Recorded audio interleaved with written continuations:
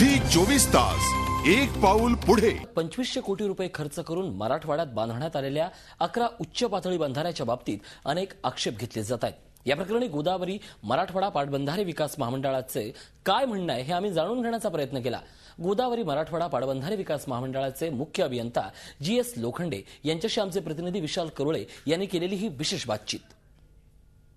भाजपचे माजी आमदार बबनराव लोणीकर यांनी मराठवाड्यातील 11 बंधाऱ्यांमध्ये 2000 कोटींचा घोटाळा झाला असा आरोप केलाय। आपल्यासोबत आहेत गोदावरी पाटबंधारे विभागाचे मुख्य अभियंता GS लोखंडे।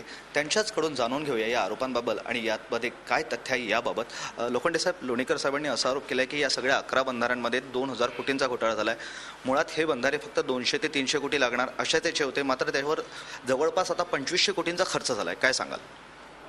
तर याबाबत मी असं सांगेन की जायकवाडी प्रकल्पाच्या खाली आपलं सगळं पाणी जे पडतंय त्या कॅचमेंटमधलं ते पाणी सर्व आंध्रामध्ये वाहून जात होतं। मग त्या पाण्याचा पुरेपूर वापर व्हावा आणि विष्णुपुरी प्रकल्पाचा पाणी म्हणजे 11.5 TMC जायकवाडीच्या खाली वापरायला परवानगी दिली होती गोदावरीवर। परंतु विष्णुपुरीची जी क्षमता आहे ती 4.30 असल्यामुळं उरलेलं 7.30 TMC पाणी आपल्या इतर राज्यात वाहून जात होतं। म्हणून त्या पाण्याचा पुरेपूर वापर व्हावा म्हणून सुरुवातीला गोदावरी नदीमध्ये कोप बंधाऱ्यासारखे स्ट्रक्चर बांधण्याचं प्रस्तावित होतं आणि त्यामुळे त्याची किंमत ही 200 कोटीच्या आसपास राहिली। मग त्यानंतर पाथरवाला म्हणून एक पूर्वी आपण केटीवर बांधलं होतं, तिथं ऑटोमॅटिक गेट्स वगैरे टाकले होते, सेमी ऑटोमॅटिक, काही भागात प्रचलित पद्धतीचे आणि काही भागात ऑटोमॅटिक, असं तो कॉम्बिनेशन केलं होतं।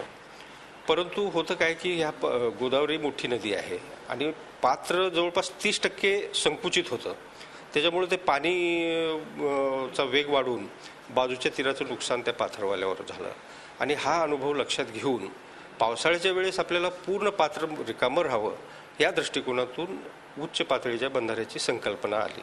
मग उच्च पातळीचे बंधारे हे आपल्याला मराठवाड्यात नवीनच होते, त्याच्या अनुषंगाने मग आपण मध्यवर्ती संकल्प चित्र संघटना वगैरे यामार्फत यांच्याकडनं संकल्पन करून घेतलं आणि ते हे केलं, त्याच्यामुळे त्याची किंमत वाढली आणि ह्या सर्व 11 बंधाऱ्याची किंमत ही जवळपास 1700 कोटीच्या आसपास आहे।